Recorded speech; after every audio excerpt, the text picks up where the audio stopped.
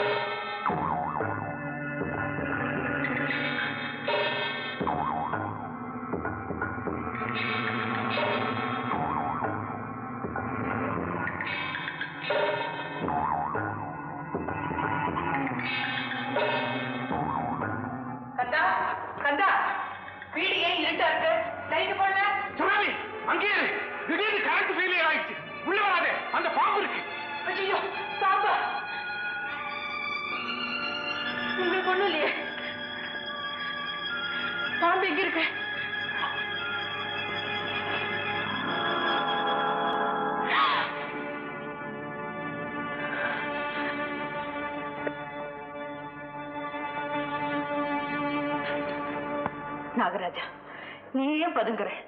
தவறு செய்த என் கணவரே தைரியமா நிக்கிறப்போ தண்டிக்க வந்த தெய்வம் நீ பதுங்கலாமா? வா வெளியே. நின்னுங்க. ஏன் இப்படி எல்லாம் செய்றீங்க? ஏற்கனவே நீங்க செஞ்ச பாவத்துக்காக நான் பரிகாரம் தேடிட்டு இருக்கேனே. மேலும் மேலும் பாவத்தையே செஞ்சு ஏன் என் வாழ்க்கையை வீணாக்க பாக்குறீங்க? தயவு செஞ்சு பேசாம இருக்க. என் தெய்வமே, தினமும் புத்துக்கு முன்னால பாலை வச்ச உடனே வழக்கமா வந்து அந்த பாலை குடிக்கிற பாம்பு இன்னைக்கு வரல.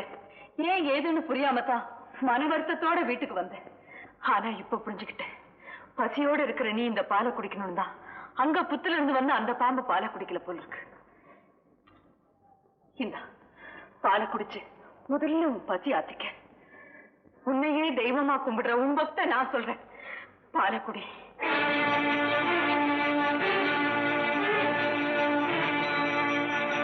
பாலை குடிச்சுட்டா எங்க இந்த வீட்டுக்கு பகல் அளிக்க முடியாதோங்கிற பயத்துல குடிக்க மாட்டேங்கிறியா? நாகராஜ், எப்படியும் என் கணவரை கடிச்சு கொல்லுன்னு உன் நெஞ்சில வளர்த்துக்கிட்டு இருக்கிற வஞ்சத்தை கொஞ்சம் மறந்து முதல்ல இந்த பாலை குடிச்சிட்டு பசிய போகிக்க. குடி பால், குடி. நான் சத்தியம் தவறதுக்கு காரணமா இருந்த அந்த வைரக்கல்லை எவன் எடுத்துட்டு போனானோ அவனை கண்டுபிடிச்சு கொல்லு.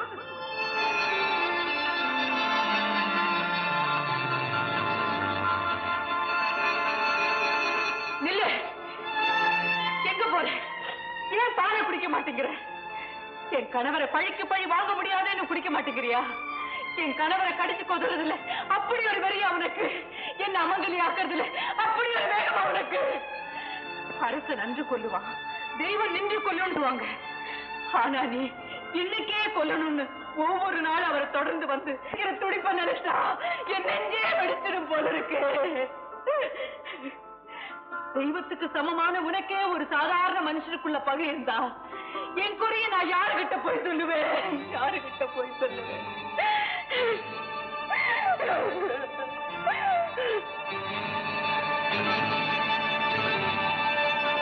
சரி, உனக்கு ஒரு உயிர் தானே வேணும். என் கணவருக்கு பதிலா என்னையே கடிச்சு கொண்டுடு.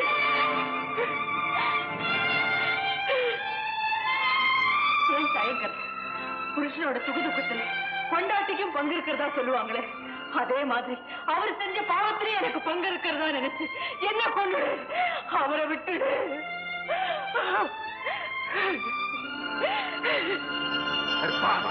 நான் சத்தியம் தவறதுக்கு காரணமா இருந்த அந்த வைரக்கல்லை எவன் எடுத்துட்டு போனானோ அவனை கண்டுபிடிச்சு கொள்ளு. ஏன் நின்னுட்ட? என்னையும் கடிக்க மாட்டேங்கிறேன், நான் வச்ச பாலையும் குடிக்க மாட்டேங்கிறேன். ஏன் என்ன கடிச்சு கொள்றதுக்கு மட்டும் உனக்கு மனசு வரலன்னா என் மாநிலத்தை பறிக்க மட்டும் உனக்கு மனசு வருதா? உன்னையே என் குலதெய்வமா நான் கும்பிடுறது உண்மையா இருந்தா என் புருஷனுக்கு முன்னால பூவோடும் பொட்டோடும் சுமங்கலியும் இந்த உலகத்தை விட்டே போயின்னு நினைச்சுட்டு இருக்கேன். அந்த நினைப்பு புனிதமானதா இருந்தா, நான் ஒரு உத்தமமான மனைவிங்கிறது சத்தியமா இருந்தா, அந்த சத்தியத்தின் பேரால சொல்றேன், உண்மையில ஆள முதல்ல இந்த பால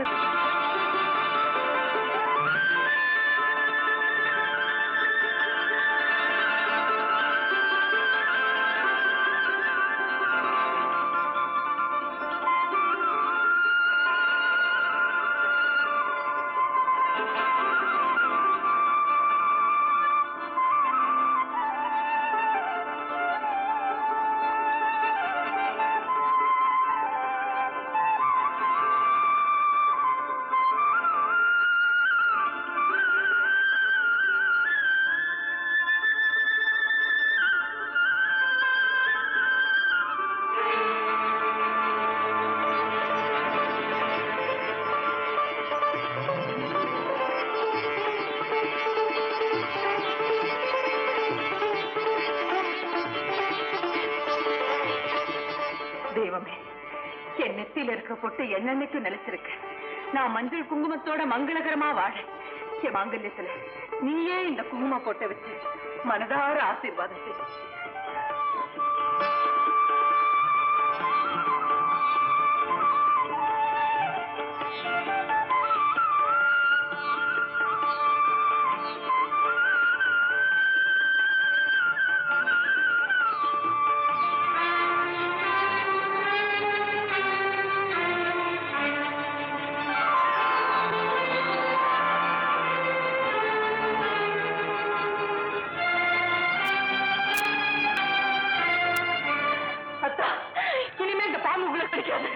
ஆமாத்தா, பால் குடிச்ச வீட்டுல பாம்பு பகை நினைக்காதுன்னு சொல்லுவாங்களே, அது நம்ம வீட்டுல பால் குடிச்சிருச்சு. இனிமே இந்த பாம்பு என்னைக்குமே உங்களுக்கு பகை நினைக்காது, பகை நினைக்காது.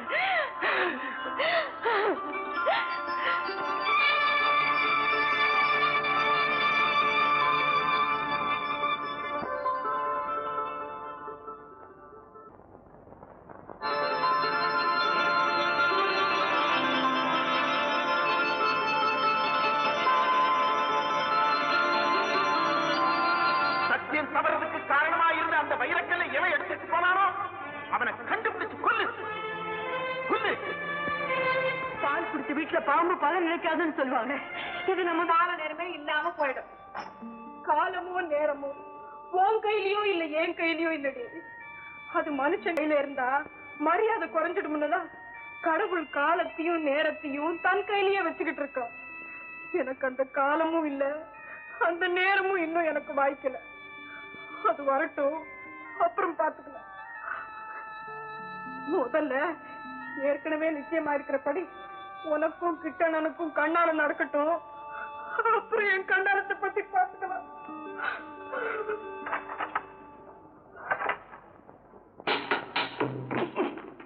எவ்வளவுதான் இழுத்து இறுக்கி கட்டினாலும் தரந்துகிட்டே போகும். இனிமே எதுக்கும் கவலைப்படாத சாமி, நான் இருக்கிறேன். இல்லப்பா, ஒவ்வொரு நாளும் அது எங்க இருந்து வருமோ எப்படி வருமோ தெரியாது. என்ன கொல்றதுக்குன்னே வெறி பிடிச்ச அலையுது. அதை நினைச்சாலேயே மூச்சையே நின்னுடு போல் இருக்கு. நீ எப்படியாவது அதை கொண்டுடு, உனக்கு 1000 ரூபாய் தானே. சொல்லிட்டேல சாமி, இனிமே விடு சாமி, நான் பாத்துக்கிறேன். நான் மோடி வாய்ச்சேன்னா பரமசிவன் கைத்துல இருக்கிற பாம்பு அது படம் எடுக்கு சாமி. இது நான் பிசாத்து பாம்பு. இப்படிதான் கொச்சி ராஜா கிட்ட ஒரு மலைப்பாம்பு தகராறு பண்ணி இருந்தது. மோடிய படம் எடுத்தது. மலைப்பாம்பு படம் எடுத்ததா? பின்ன அதுக்குதான் சாமி இந்த பதக்கம் வாங்கினேன் டெல்லியில. பச்சை பாம்பு படம் எடுத்தது கொச்சியில. அதுக்குதான் இந்த தங்க பதக்கம். நம்ம மகுடிக்கு அவ்வளவு பவர் சாமி. இத வாயில வச்ச படம் எடுக்க பாம்பே கிடையாது. இல்ல பைரவா, அது அப்படி ஒண்ணும் சாதாரண பாம்பு இல்ல. ஊரை விட்டு ஊர் இல்ல, இந்த உலகத்தை விட்டே ஓடினா கூட அது என்ன விடாது போல் இருக்கு. அப்படி ஒரு வஞ்சத்தை தன் நெஞ்சிலேயே வளர்த்துக்கிட்டு இருக்கு. அதனாலதான் நான் ஒவ்வொரு நாளும் பயந்து சாகுறேன். இந்த கைத பாம்பு போய் நீ பயப்படுறதா சாமி? இனிமே அந்த பாம்பு தான் பயப்படணும். கரெக்டா இன்னைக்கு ராத்திரி எத்தனை மணிக்கு இங்க வரணும்னு சொல்லுவோம். கண் முன்னாடி அதை பிடிச்சி பிடிச்சிக்கிறேன் பாரு. சரியா 9 மணிக்கு வந்து இந்த அட்வான்ஸ் 100 ரூபாய் வச்சுக்க. காரியத்தை முடிச்சிட்டீங்கன்னா மிச்சம் தரேன். பாரு சாமி.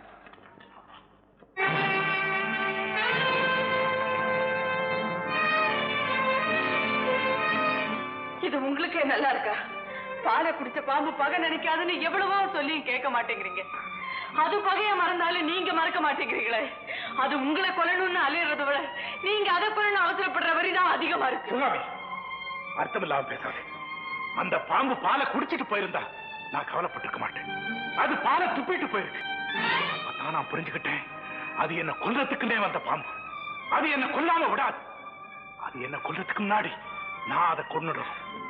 ஒண்ணு மட்டும் நல்லா புரிஞ்சுக்க, இந்த உலகத்துல நான் இருக்கணும்னா அது இருக்கக்கூடாது. அது இருக்கணும்னா நான் உயிர் வாழ முடியாது. நானா இல்ல அதுவா? இந்த ரெண்டுல யார் உயிரோட இருக்கணுங்கிறத நீயே முடிவு செய்ய.